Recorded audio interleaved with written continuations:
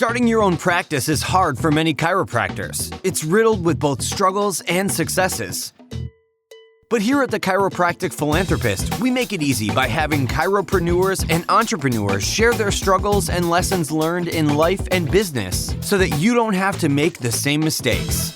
And now here's your host, Dr. Ed Osborne.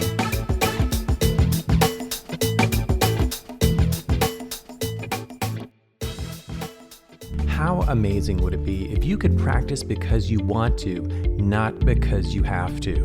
Learn how to improve your cash flow and increase your passive income now. Go to moneyripples.com or find their podcast, The Chris Miles Money Show, to learn more. Check it out.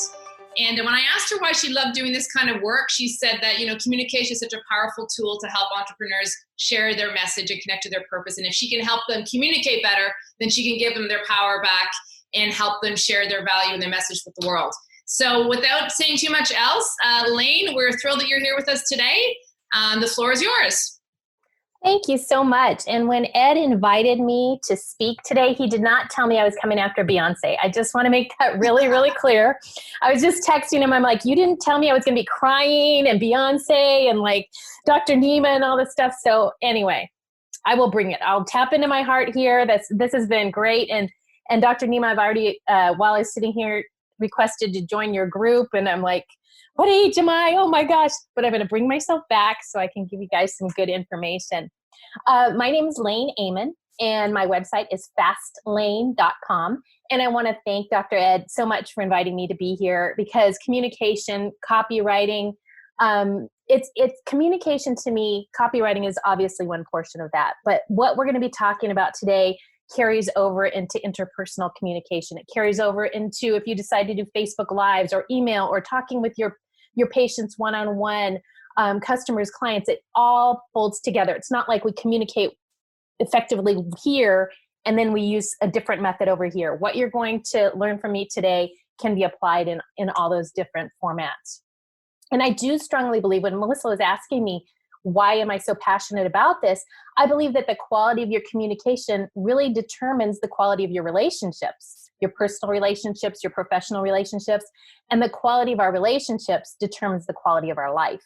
So when I share ways people can communicate more effectively and clearly, it's really helping people bring their message to the world so they can improve people's lives. It really is that important to me.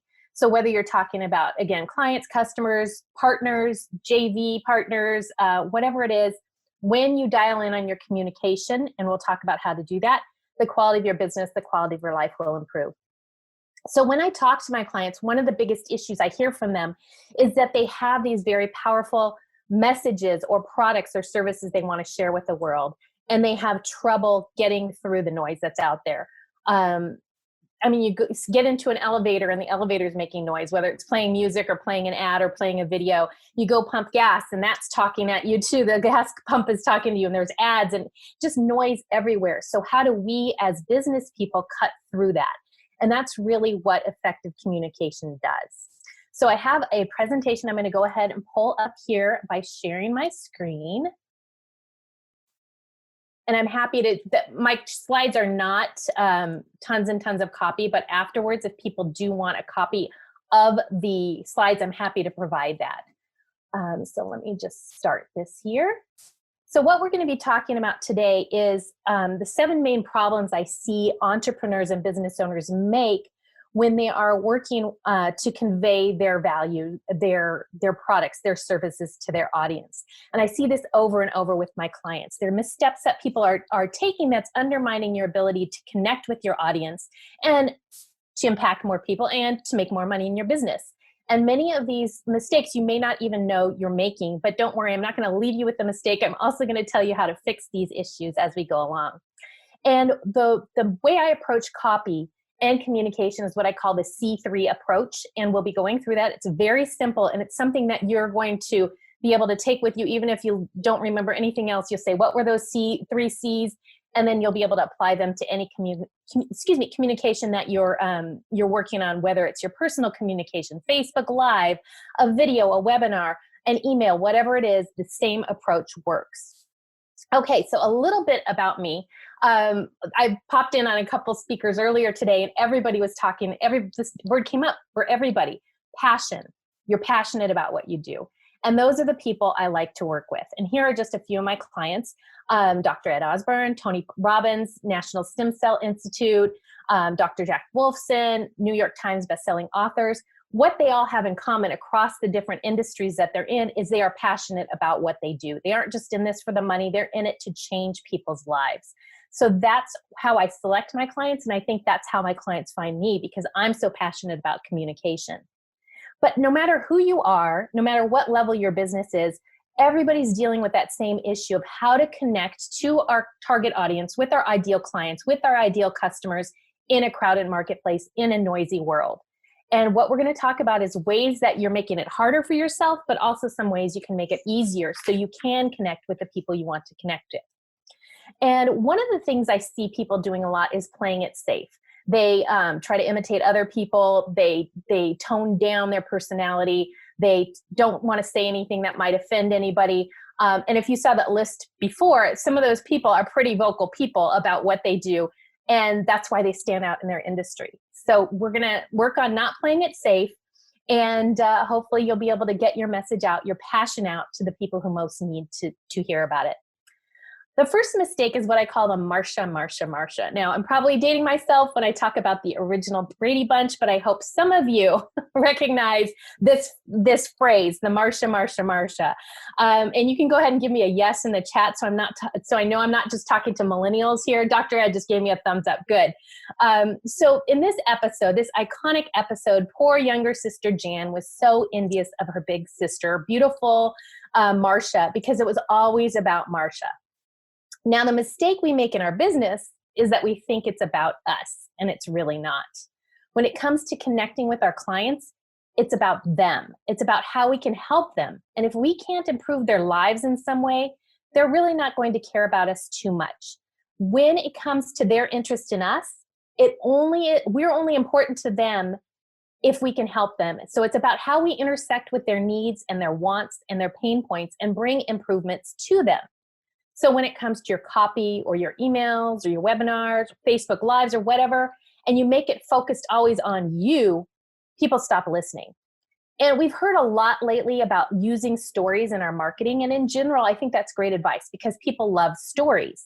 But what this has evolved into, we've lost a lot of the nuances, and people just say, I can share anything because I need to share a story. So we get this free license to share anything and everything that's going on in our life when we're marketing our business because we're telling a story. But we lose the fact that we have to have a point to the story that ultimately helps our audience or our potential customer or client. And that's what we see with a lot of stories with no points. And it's one of the reasons I stay off of Instagram stories, because I'll sit there and watch, several minutes waiting for them to get to a point. And then they're just like, because they'll start at the grocery store and they're talking about their trip to Target, and then they'll be like, okay, thanks. And I'm like, what did I just spend 3 minutes on? And it might only be 3 minutes, but there was no point to it. I want something, some takeaway that I can then turn around and apply to my life to make my life better in some way. And we're losing that. But when you use the C3 approach, as you'll see in a little bit, that takes care of the need to have a point because it's clear what your message is. And what you need to remember again is it's not about you, it's about your audience and their stories. So the more you can highlight them and make them the hero and position yourself as the wise guide, that's where you're going to succeed with your communication. So I think of it as the Yoda. You're the Yoda, the sage who's leading them to the promised land. And I know there's a little mixed metaphors there, but you get what I'm trying to say is you're the Yoda, they're the hero.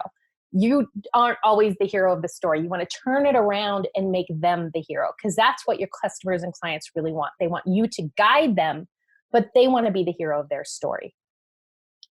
The second mistake that I see people make is assuming that everybody in their audience is the same, that the group that you're speaking to in a Facebook Live or your customers, that they're a homogeneous whole instead of a group of individuals. And when we assume that everybody we're speaking to is alike, then we make other assumptions about them. But they're all different. There's going to be a person who's been with you from day one, like maybe your mom or your best friend or your best business friend or an original client or customer, but we treat them the same way we treat the people who just joined yesterday. And we talk to them as a whole instead of thinking about them as individuals. So we talk to our email list like it's a list. It's a group. We talk to our Facebook Live audience as an audience, our Facebook group as a group, instead of realizing that the Facebook Live you're doing or the webinar you're doing may be the very first introduction someone has to you. And they may never have heard any of your material before, never read any of your, or consumed any of your content or your copy. And when we group them together, we lose the fact that everybody's got a different set of expectations from us, different backgrounds, and different levels of familiarity. So if you assume everybody's alike, you're going to miss out on the fact that customization that people want, that personalization that people long for. It's just a quick example. I got an email the other day from a business coach who had just joined her email list. I didn't know much about her. I saw probably a Facebook ad and signed up for a freebie, got on her email list. And apparently she was in the middle of a launch. And the first email I got from her said something like, now that you know how passionate I am about the BD5 program, because I've been talking about it for the last 3 weeks, you probably want to know how much it costs or something like that. And she lost me right there because she assumed I'd been around for several weeks. She was making no allowance for the fact that people were coming into her world who didn't know what BD5 even stood for. And I couldn't even remember what I signed up for at that point. So she lost me as a reader because she assumed all of us had been following along the whole time. And that's really a big assumption. I could have been her target audience, but she didn't give me enough information for me to determine if I wanted to learn more or not. And that's a really easy example, but we'll talk more about that too, about how we can bring people along with us. But what I want you to know right now is that what I recommend my clients do is provide multiple on-ramps to their business. And what I mean by on-ramps is just like if you're merging onto a highway, you've got to come up to speed before you can join the main flow. So the on-ramp gives you time to come up to speed, going from maybe a dead stop if you're at a red light, up to the 55, 65, I live in Arizona, so the 85 or 90 that people are driving on the highway. So when you provide on-ramps for your audience, it gives them time to come up to speed.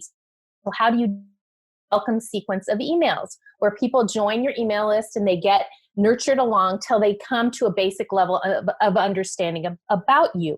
Or you can also do things like give them cues, and we'll talk a little bit about that. But the positioning of your message when you share, you're making allowances for the fact that you're talking to people who know everything about you, and you're talking to people who just joined this Facebook Live because it popped up in a feed that somebody else was watching. So you want to be very welcoming to them. The third mistake I see people make is assuming they're must-see TV. I've got a lot of TV references in here, and I don't really watch that much TV, but somehow it must have just, I don't know what's going on. Anyway, back in the 90s, NBC used the must-see TV line to promote their Thursday night lineup. And I think it was Seinfeld and Mad About You and something else, but they were saying this is the can't-miss night on TV. And a lot of people did stay home and watch TV.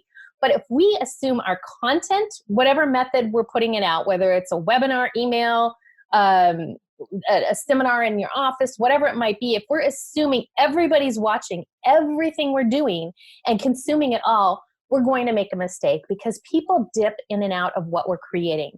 One person might only be on Facebook or social media on the weekends and then never check back from Monday through Friday. Somebody else might read every email you send, but they don't go to your webinars. Somebody else may read every third email, but they watch every video you do on YouTube. So we can't assume everybody sees everything. And this comes in a lot because one of my specialties is email writing. And if you assume, like this coach that I was talking about previously, if you assume everybody's reading every email, you're really going to make some mistakes. And, there probably are some super fans or hyper fans or, kind of the stalkerish people who do watch everything you do.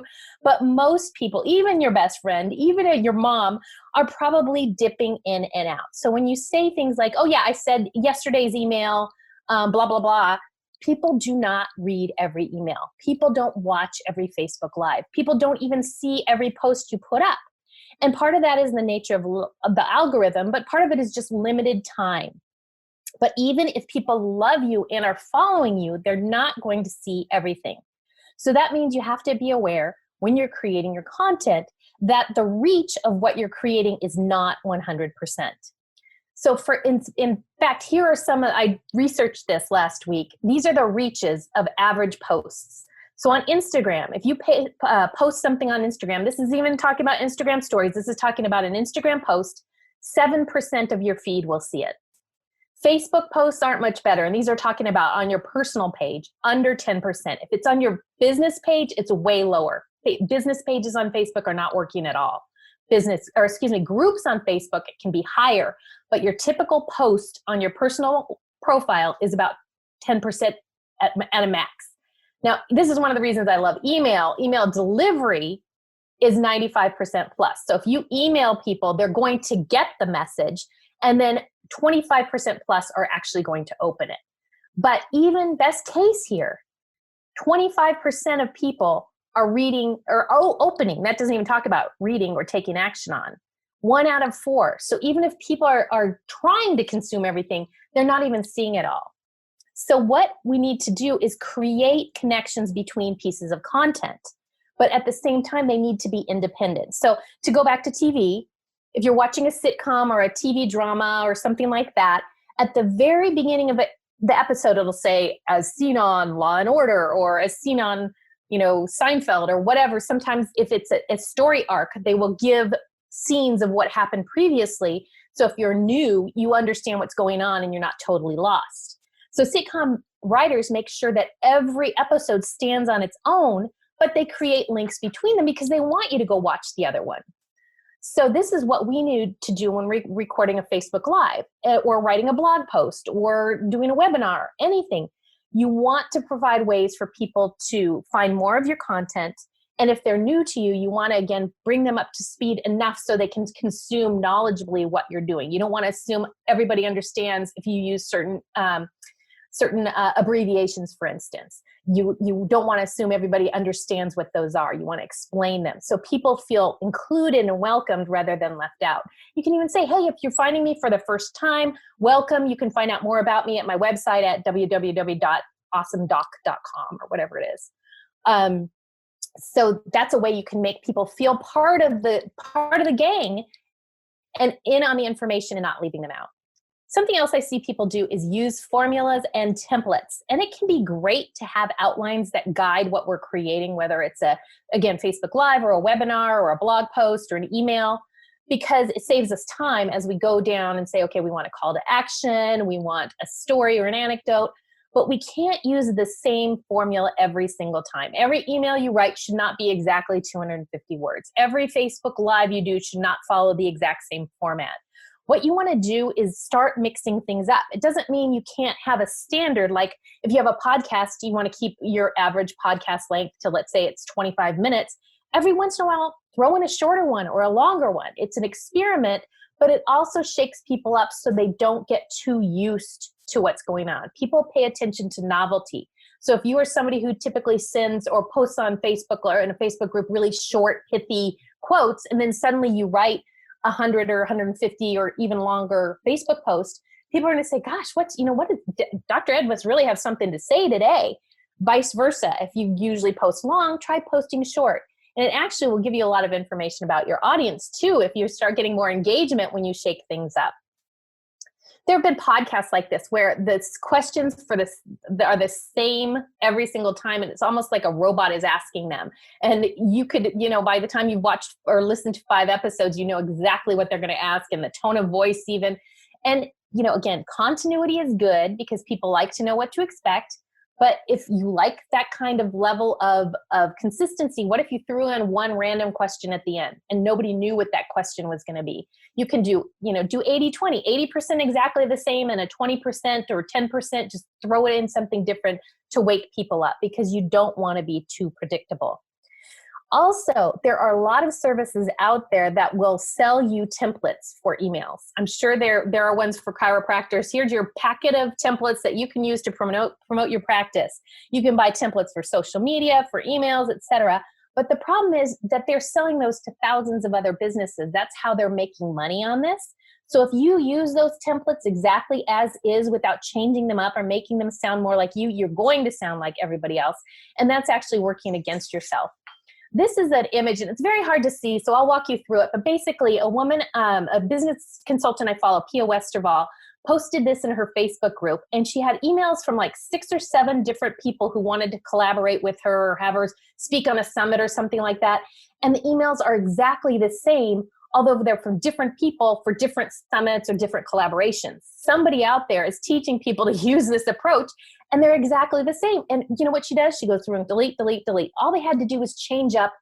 I mean, they use the same subject line. How long would it take to change it up? Somehow put an emoji in the subject line, anything to make it personalized to you. If you think people aren't going to notice, you're wrong, because she obviously did notice, and she called these people out on Facebook. The next mistake is not a TV reference, but a kitchen reference. The Ginsu, actually, I guess it is a TV reference, the Ginsu knife. You know the Ginsu knife, it slices, it dices, it'll take the dogs for a walk, it'll put your kids down for their nap, whatever. It does it all. And this might be great for kitchen appliances, but when it comes to copy, particularly sales and marketing copy, please do not try to do everything at once. So many times people throw everything under the sun into maybe it's because they haven't emailed their list for a while. They put everything into one email and send it out, and it's got 10 different things they want people to do. There always should be one primary call to action, or CTA. CTA means call to action, and that's one primary thing you want people to do as a result of reading your email, watching your video, reading your sales page. Sales pages particularly should have one option for people. It should be to buy. Oftentimes I'll see sales pages and there's ads down the side and there's affiliate promotions and go watch my or listen to my podcast and make an appointment to come see me in the office. And the sales page really has one job, and it's to sell and get the other stuff off of there. Here's an example. I think recipe people are the most guilty of this, but I just wanted a recipe for cooking steak, and look how many calls to action are on this page. One, and I didn't even count all of them. Right in the middle, there's supposed to be a video of the recipe, but it was an ad. And then there's social media icons down the side. And then there's another ad over in the sidebar, and 3 different recipes I can click on, and another ad down below. And there's a book that she was featured in. Then I can go to the next recipe, and then I can rate, comment, save, print, or share this recipe. And this was just in the first screen. If you scroll down, there were pop-ups and join my email list and buy the cookbook and buy the ingredients and get coupons. And it just was overwhelming, and it drives me nuts. And it probably drives your audience nuts as well, because they want one thing. In this case, I wanted the recipe. Give me the recipe, earn the right then to offer other things to me. But give people what they're looking for and don't confuse them. I didn't even know where to go with this because it took so long to load, and I never got to the recipe. It was too confusing. So you want to keep it simple. You want to get in your brain what the one next step you want people to take is, and guide them to that. Don't make them guess, and don't confuse them. Number 6, the dead end. I often see this with podcast episodes or blog posts and even an email, but every piece of content you create should lead to a next step. Hopefully the next step in your sales and marketing funnel. So you don't want to have people read something or consume something. They're super excited. They want to find out more, and there's no place for them to go. There should always be a next step, even if it's just leading to another piece of content on another format. Or, hey, if you like this blog post, you'll like this blog post. Or you like this blog post, sign up for my email list. There needs to be a next step. And when there isn't, you're losing that traffic. You've suddenly taken this excited traffic that has gone from maybe cold traffic to warm traffic because they liked your content, and there's nothing for them to do. And an example of this, I have a friend who's an awesome communicator. He actually teaches communications at Stanford Business School, and he launched a new podcast. And he said, hey, can you take a listen to this and tell me what you think? And at the end of the podcast, it just ended. There was no subscribe to my podcast. There was no visit my website to find out more about today's guest. There was no like my page on Facebook. There was nothing. And I said, Matt, this was awesome, but I wanted to find out more, and there was no place for me to go. So give people a place to go next, even if it's just subscribe to my YouTube channel. There's got to be something to keep them going, because if you leave them hanging, they're gone. But if you can keep them consuming more and more content, They're going deeper and deeper into your world, and they're becoming more connected to you. 7 is what I call the spray and pray. And in marketing, there's a saying that's the message to market match. It means adapt your message to your market. And I changed this to the message to method match. And what I'm talking about is people who take one piece of content and put it up on Facebook, and then they take the same content and they share it on Facebook, or excuse me, on Instagram. And then they take the same content and put it up on Twitter. And then it goes on their website, and then it goes on LinkedIn. So if I'm following them in multiple places, there's no real reason for me to consume content in different places because it's the same content. Each marketing channel has its own little place in the marketing world. So for instance, Instagram is very visual heavy. The photo or the image that you provide on Instagram weighs, just in people's minds, weighs much more than the text because people have to find the text. They see the image first. On Facebook, you can post with no image at all. So Facebook tends to be more text heavy. LinkedIn, people want specific information that's going to help them in their business or their career or in their job hunt. And then Twitter, people just go there to fight. So unless you're saying something really controversial, that's what they're looking for, controversy and that kind of thing. I have my own thoughts on Twitter. But anyway, the channels that you're reaching your audience, adapt the content. It doesn't mean it has to be completely new content, but pay attention to the content you're providing and matched it to the channel that you're providing it on. So yeah, again, if you go to Facebook, sometimes this has happened where I go to Facebook and I see a post and it says, want to find out more, link in bio. That is an Instagram thing. And when I'm on Facebook and I see that, there's no place for me to go to find out more because they've taken their Instagram comment or content and just automatically posted it to Facebook. So there's not a lot of benefit in that unless you're targeting the specific audience that's on Facebook and they're looking for something different than they're looking for on Instagram. And again, there's no reason for me to follow somebody in 3 or 4 different places if the content is the same in all those places.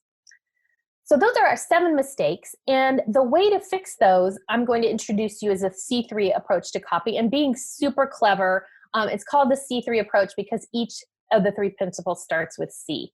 Makes it really easy for you to remember. So here it is right here. This is what I would love for you to remember. If anything today, the C3 approach, clear, compelling, and creative. The best content has all 3 of these elements. And sometimes you can get away with 2 in certain circumstances, but what I've seen is most people have 1 at best, and then they wonder why their content isn't working. And if you can nail all 3 of these, you're going to be golden. You're going to be in the great position to really wow your audience and your potential clients. So let's start with the first one, which is clear. You might have heard the saying that a confused mind does nothing. And if we go back to that example of the recipe, when there's 7, 8, 9, 10 different calls to action or actions I can take, that person, that website creator is making me decide what the next step is. Now, the business owner is the expert. You need to be guiding people through your content in the order in which you want them to consume it because you know the problem they're facing and the right solutions for it. So if you just throw a bunch of stuff up there, it's going to be very difficult for them to understand all the content and all the different options and then choose the right one. So if you're confused, you just don't make a decision.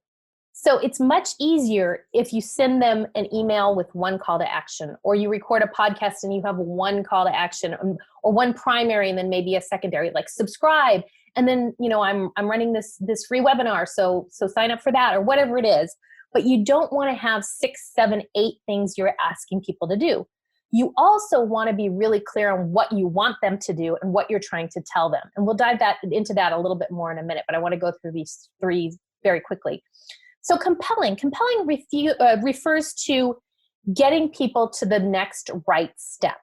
So whatever the next step is, if they're on a sales webinar and you want them to purchase, or they're on your website and you want them to book an initial consultation with you, whatever that next right step is, you need to know what it is, and you need to give them an invitation to take that next step. And then finally, creative. This is something that's unexpected or unique. It doesn't have to be funny. It doesn't have to be wacky. It just needs to be a little bit different so it catches people's attention. As we talked about, people pay attention to things that are different. We're hardwired to do that. So anytime we can pull ourselves out of the noise and give them something different, that's what people are going to pay attention to. And this is also where you can start infusing your content with personality and make it really unique and branded to you. So we'll dive into these a little bit more. Clarity on its own isn't enough to really carry your business messaging. It's things like the email that says business is hard, or we're getting a lot of them these days that, during coronavirus, where it says we are in unprecedented time. Or maybe in your world, it's things like having back pain can really disrupt your life. Like it's I call it that hello, Captain Obvious. It's like the duh, just because you're telling somebody something they already know, and it's not really offering any additional value. If you're just compelling, I think of this as like the note from the kidnapper, like it's all alarmist. It's all 14-point type with exclamation points where you're giving them, a warning, but there's nothing to support it. It's just an alarm. And I call this one like, where'd you hide the body? Because it's like that sense of something horrible is happening and you've got to pay attention now, but you don't know what it is and you're not sure like why you should care about it. And then there's creative. Now, if your message is just creative on its own, people don't really know what to do with it. And it might catch your eye, but you're like, okay, what did I just watch? You watch it because it catches your eye because it's strange or it's different, but there's no next step for you and there's no real message there. It's just something wacky, like you just like, what just happened? And I said, did you major in performance art? I apologize to anybody here who majored in performance art, because creativity for creativity's sake has its place, but I would say not in our businesses. So what we want to do is ground these things with other elements of the C3 method. When you get things that are clear and compelling, this is where a message is useful and it's got some value to it, but it's kind of boring. Like it's clear what they're trying to say and they give you the next step, but there's no personality to it. So this is like a grade B, B minus. There's nothing really wrong with the message and it gets the job done, but it doesn't stand out and it doesn't brand you. And there are successful brands out there, successful businesses that do well with this combination, because they're experts, but it's not really interesting. Like banks oftentimes are clear. They tell you what you need to do, but there's no personality or uniqueness infused in it. Then there's clear and creative. And this is where you're really clear about the message and you're creative in the presentation of it, but there's no next step. So this could be like my friend's podcast, where he gave great information. It was an interesting format, but then there was nothing for me to do with that information.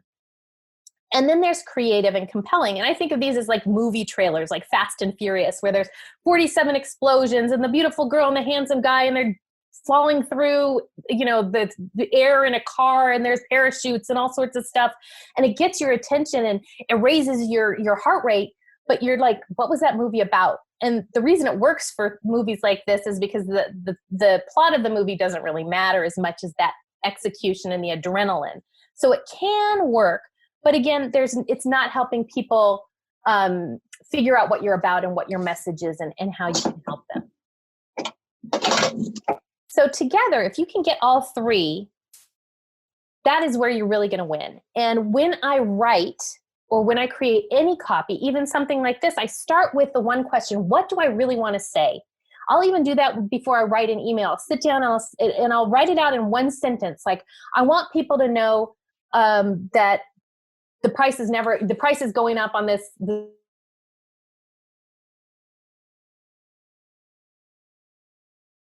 webinar, and community is the backbone of success, or whatever it is, but one sentence that gives me some place to hook everything else onto. And that's what I start with. And this is great before you record the Facebook Live, before you record the podcast episode. Say, what is it that you really want to convey? What if they could only take one thing from this? What would you want them to take? And you'll notice I even pulled that out for you. If you guys remember one thing, it's those 3 circles with the clear, creative, compelling. That's what I want you to take. Make it that clear for people. So it might be for you. I want you to understand. I want I want to give them a solution to the pain they're experiencing, or I want to tell them about the new class that I've been talking about is now open, or whatever it is. But just get that one sentence down. Start with a really clear sense of what you're trying to accomplish. And sometimes it might just be, I want to check in and see how you're doing. And that's okay too. But you need to know that before you start communicating. Then you want to move on to the compelling question. And the question for compelling is, what do you want them to do as a result of listening, watching, or reading your content? Do you want them to buy something? Do you want them to go home and hug their kids? Do you want them to start taking a certain supplement or eating more foods with vitamin B in them? What is it that you're trying to get them to do? And then make a clear invitation to do that thing. Again, don't make them guess. Oftentimes people are scanning through messages, they're skimming them, they're not reading every word. So make it clear. Here's what to do next. Add these 3 foods to your shopping cart the next time you're at the grocery store, whatever it is. Then once you have 1 and 2 in place, you can start sketching out your content and then pulling in the personality. And this is where your anecdotes come in. This is where your stories come in. This is where your personality comes in. For instance, writing video scripts for Dr. Ed, there's things he would say that other people wouldn't. So I use those words and I use that personality so it's unique to him. Or writing a sales page for someone else, they're going to present their product or service in a way that's very unique to them. You have a jump start over me as the writer because I have to pull that out of my client. You know your stories, you know your anecdotes, you know your story of origin, I call it, like why you do what you do. Add that stuff in, add language or certain things that you say that, if you say like, hey, howdy, hey, all the time or whatever it is, put that in your communication because it makes it sound like you. And the best compliment is when somebody meets you in real life and says, oh my gosh, you're just like you are online. That is great because then you have successfully branded yourself to the personality of your own personality and the personality of your business as well. Share your stories again. Make a list of things that come to you during the day. Like this is a great example of this principle I'm trying to present. Keep track of your client stories, your customer stories. I think it was Nima who was talking earlier about the woman who was walking for the first time and he's crying and she's crying and his parents are watching it. Like those stories are gold because they're demonstrating things and they're unique to you. Nobody has that experience. And this is where you really can stand out. And those are the things people are going to remember. So went through that really fast. There's a lot more I could talk about, but I know it's been a long day for you. So I want to just open it up now to specific questions you have and also make an invitation where I've worked with Dr. Ed and his community for quite some time now. I'm in the Inner Circle Facebook group and would love to help you out any way I can. So if you have a piece of content that you could use an audit, meaning just somebody taking a look at it, somebody saying, okay, this works really well. This could use a little tweaking. Here's a great place for an anecdote. Can you explain that? That's confusing. I would love to help you out. And all you need to do is email me. It's lain@fastlane.com. And just let me know and we'll work out the details. But it could be, just take a look at, again, sales page, a website page, whatever it is. I would love to help you. I love your community. You guys are awesome. I've been working in the chiropractic community for quite some time now, and some of my very, very, very favorite clients because you are so mission and passion driven. So would just love to open it up for any questions people have. I'll just mention something too, is that whenever I like to work with people too, Lain, it's like I like working with people. I don't have to give a lot of direction. And so whenever I message you, I'm like, hey, I need some help on something. I just send you like probably the leanest, meanest amount of information. You give me the Post-it note version. And you're like, here's what I need. And it always comes back and it's like, let me know if there's any changes, and there's never any changes. So, I mean, that's also why, I love working with Melissa and Jason is, I don't have to give a lot of direction. They just maybe can read my mind, but you're a lot like that. So I encourage everyone in the group, whether you're watching the recording or whether you're on the call, I know it's kind of a longer call today, is that, you take Lain up on this. I mean, really, really, have someone who has that eye for sales copy or for email copy. Yeah, it's so important. Great. But let's questions, anyone. Yeah, and I just wanted to say, even if you don't have anything written at this point, but you're trying to figure out that message or how to convey it. And let's just hop on the phone for 15 minutes and hammer some stuff out. We can brainstorm. That's great. Dr. Brian saying only emails or funnels too. I can do anything. I've set aside about 20, 30 minutes for each of these. So anything I could fit into that time space. I know Joelle talked to everybody earlier today. Joelle and I actually work together a ton, so I'm very familiar with funnels. Can take a look at those as well. And Dr. Monique said, do you always recommend a warm-up period with emails to new leads? Do I always recommend? I recommend at least a couple of emails that speaks to them and brings them up to speed. And I actually just launched a class on writing a 5-email sequence. It can be as simple as 5 emails. It can be 2 or 3, but just so they know and they have a period of time where they're getting to know you before they're pushed into that mainstream. And especially like if you're in the middle of launching something or making an ask to them, giving them some background information can be really, really helpful. Yeah, if you would like to link, I know you had a webinar, I think. Mm-hmm. Yep. So if you want to drop the link so someone's, Skip's asking for the link to the class. But we've created an individual page for this event in Facebook, but you could drop the link there. We're going to have a few of the other presenters are dropping the link there, and then I'll email it to make sure everyone gets it as well. Great. Yeah. And I would love to chat. Carolyn says, if I have an idea, can you create the copy just from that? If you give me a little bit more than Dr. Ed does, because he and I have worked together so long, he can say, it's like Inner Circle with a little bit of Men of Iron and then throw in some of this, and this. And I'll be like, okay, yeah, I got it. So yes, I can, Carolyn. Chandler says, Skip had a question way back there too earlier. Please grab it. It was Skip. Do you want to hop on there? It was about. Yeah. Lain, do you recommend personalized emails versus like Dr. Ed sends out a lot that say, hey, doc, Jason sends out just hello. So what do you recommend in an email sequence? That is a great question. Now it's a trade-off because to personalize, you have to get their first name. The more information you ask for on an opt-in form, the lower the conversions are. So if you have a landing page where you're asking them to download your report and you ask for just email, the conversions on that will be higher than if you ask for email and first and last name, and then every additional piece of information you ask for, like town or age or anything else, the conversions go down.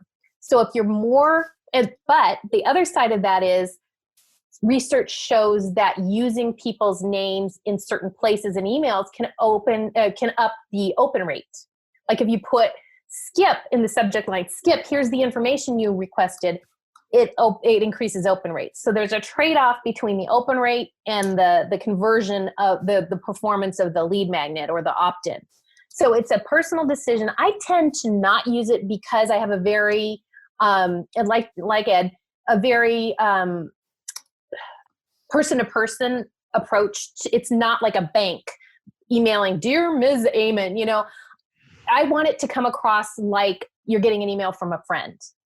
And so I just start mine with, hey, hey, rock star, hey, da-da-da-da. Like I have a different approach, but I know people who do like the more formal approach of dear Skip or hey, Skip or whatever it might be. So it's really a personal decision, but there is some trade-off between the opt-in conversion and the open rates, and depending on which one you want.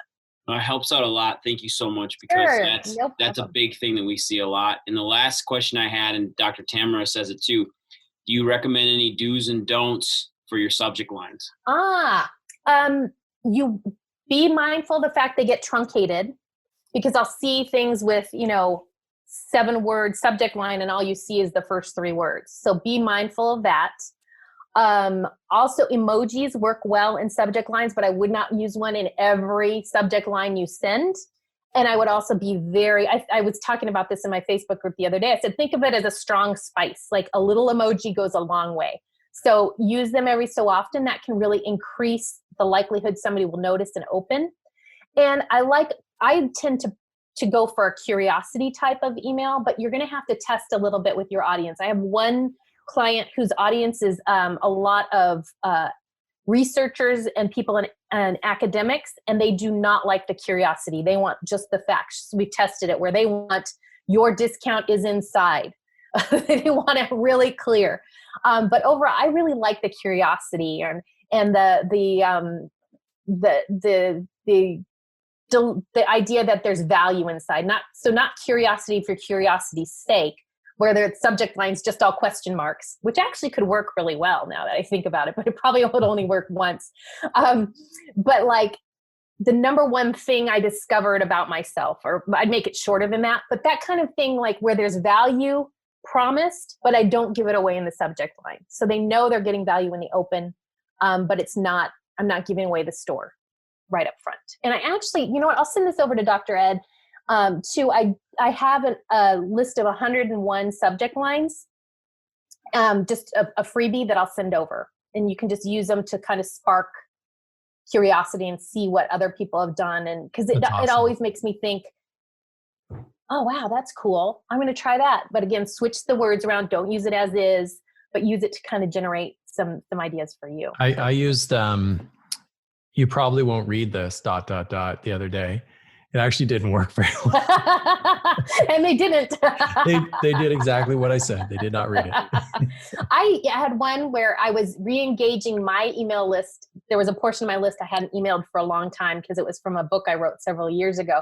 And I said, you may not like where this is going, because I wanted to let them know I was pivoting away from that past towards a new train with my business. And it did okay, but you know, I liked it, but it didn't do as well as I thought it would. So yeah.